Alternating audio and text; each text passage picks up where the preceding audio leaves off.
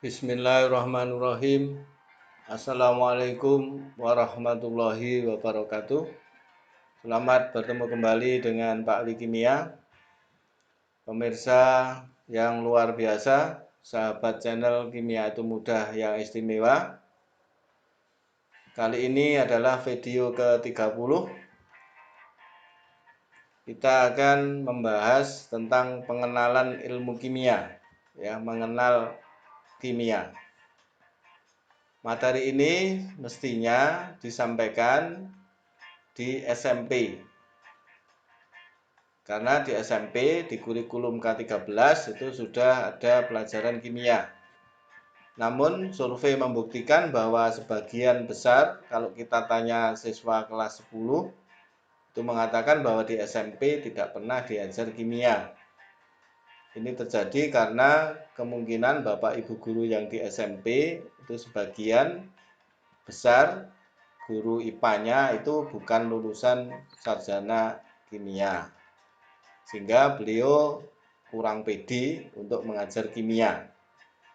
Nah, mau tidak mau maka ini harus diulang ketika di kelas 10 SMA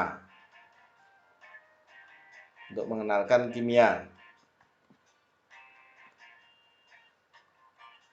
Sekarang kita coba untuk mengenalan kimia, karena peribahasa mengatakan bahwa tidak kenal maka tidak sayang. Kita harus mengenal dulu kimia itu apa, dengan harapan nanti bisa menyukai pelajaran kimia dan menginginkan bahwa kimia adalah pelajaran yang mereka harapkan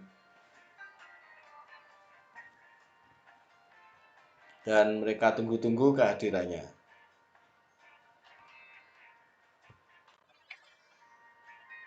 Ini kalau ada pertanyaan, apakah ilmu kimia itu? Ini jawabannya seperti ini. Kimia adalah ilmu yang mempelajari tentang susunan, struktur, sifat, perubahan materi, serta energi yang menyertai perubahan tersebut. Jadi hampir sama dengan fisika. Fokusnya adalah pada materi dan energi. Tetapi di kimia nanti lebih fokus pada struktur, ya, struktur sifat atom-atom materi itu, ya, ada unsur, senyawa, ada molekul, ya, dan seterusnya.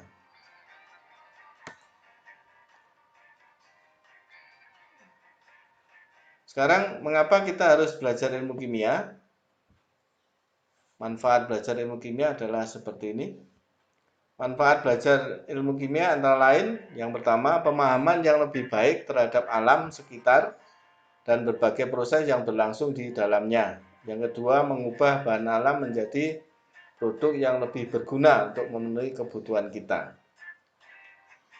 Ya, sekarang ini bisa dikatakan bahwa kita mulai dari bangun tidur sampai tidur lagi itu senantiasa akrab dengan zat-zat kimia atau selalu berhubungan dengan zat-zat kimia. Misalkan ketika kita makan, yang kita makan itu tidak lain dan tidak bukan adalah zat kimia. Nasi itu mengandung glukosa. Glukosa itu adalah C6H12O6. Ketika kita minum air, nah air itu zat kimia juga. Dengan rumus apa? H2O dan seterusnya. Sehingga kalau ada promo yang mengatakan bahwa ada bahan obat atau bahan apa yang mengatakan tidak mengandung bahan kimia, itu kira-kira betul atau salah? Iya, itu anggapan yang sangat salah, ya. Tidak ada bahan apapun, materi apapun yang tidak mengandung zat kimia. Ini semuanya mengandung zat kimia. Termasuk kita, manusia itu mengandung zat kimia, tersusun oleh zat-zat kimia. Ya. Jadi kalau Anda anggapan seperti itu, Anda bisa membetulkan bahwa tidak ada zat, tidak ada bahan, tidak ada apapun yang ada di dunia ini yang tidak mengandung zat kimia. Semuanya mengandung zat kimia. Itulah mengapa kita harus mempelajari kimia. Supaya apa? Supaya kita bisa memperlakukan bahan-bahan kimia itu, zat-zat kimia itu dengan baik dan benar, tidak keliru lagi. Contoh lain misalkan, kalau ada orang berpendapat bahwa kalau kita minum satu obat sembuh, nanti minum dua cepat sembuh, itu betul salah. Nah, itu juga anggapan yang tidak betul. Karena kalau kita minum obat berlebihan, itu artinya overdosis, ini bisa menyebabkan kematian, ya, jadi berbahaya. Tolong nanti kalau ada masyarakat yang berpendapat itu bisa diedukasi ya, dibetulkan yang betul itu seperti ini. Harapannya setelah Anda belajar kimia seperti itu. Kemudian memperlakukan bahan-bahan kimia termasuk bahan alam menjadi produk yang lebih berguna untuk memenuhi kebutuhan kita. Jadi mengolah dengan baik ya. Kemudian memperlakukan misalkan plastik itu bagaimana caranya. Jadi tidak dipendam dalam tanah, karena kalau dipendam dalam tanah plastik itu tidak akan dapat diuraikan oleh mikroorganisme. Sebaiknya bagaimana? Ya dikumpulkan nanti biar didaur ulang lagi, diambil pemulung itu ya, nanti didaur ulang lagi. Dengan harapan dengan demikian maka jumlah plastik yang ada di alam ini tidak terus bertambah. Kemudian para ilmuwan sudah banyak bereksperimen, ada plastik yang bisa diuraikan oleh mikroorganisme. Ya, plastik yang ramah lingkungan. Oke, kita lanjut. Nah, hubungan ilmu kimia dengan ilmu pengetahuan yang lain, kalau kita tempatkan ilmu kimia di tengah, maka dia berhubungan dengan ilmu apapun. Ya, misalnya kalau di biologi, nah ini proses-proses yang ada di dalam sistem makhluk hidup itu dipelajari juga merupakan reaksi-reaksi kimia. Ya, sehingga di kimia itu ada pokok bahasan yang namanya biokimia, artinya mempelajari proses kimia atau reaksi kimia yang ada di dalam sistem hidup. Kemudian hubungannya dengan fisika, hubungannya dengan kedokteran nah, tadi. Di dokter itu mengeluarkan resep, ya, resep dokter berupa obat. Nah, obat itu mengandung zat kimia, secara kimia, ya. Tidak ada obat yang tidak mengandung zat kimia. Oke, terus dalam bidang arkeologi misalnya, ilmu kimia itu bisa menentukan umur fosil yang ditemukan, berapa umurnya. Ya, itu ya, jadi banyak berhubungan dengan semua ilmu. Dengan metalurgi misalnya, bagaimana cara pengolahan logam yang baik. Ya, dengan pertanian, bagaimana cara pemupukan yang benar, dan seterusnya. Kemudian perkembangan ilmu kimia itu dimulai sekitar abad ini ya, sekitar tahun 3500 sebelum Masehi. Pada peradaban Mesir sudah mempraktekkan reaksi kimia. Ya, misalkan dengan mengawetkan mayat itu ya, jadi mumi itu sudah dipakai pada zaman 3500 sebelum Masehi di Mesir. Kemudian berkembang lagi sekitar abad keempat sebelum Masehi, para filsuf Yunani sudah mencoba memahami hakikat materi itu apa. Kemudian pada abad pertengahan tahun 500 sampai 1600 nama ilmu kimia lahir yang berasal dari bahasa Arab alkimia yang artinya perubahan materi.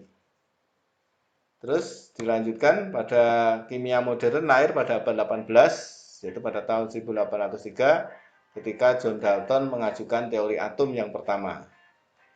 Ya, teori atom Dalton itu apa nanti akan dipelajari di kelas 10 ya. Salah satunya mengatakan bahwa atom adalah bagian terkecil dari materi yang tidak dapat dibagi lagi, itu zamannya Dalton. Sekarang atom itu ternyata ada partikel-partikel subatom, ada inti atom, dalam inti ada proton, neutron, kemudian ada elektron yang ditemukan Thomson dan seterusnya ya, yang kita pelajari. Kemudian kita lanjut. Nah, ini jadi ilmu kimia itu harus bisa dibuktikan di laboratorium. Jadi semua konsep hukum itu harus bisa dibuktikan di laboratorium.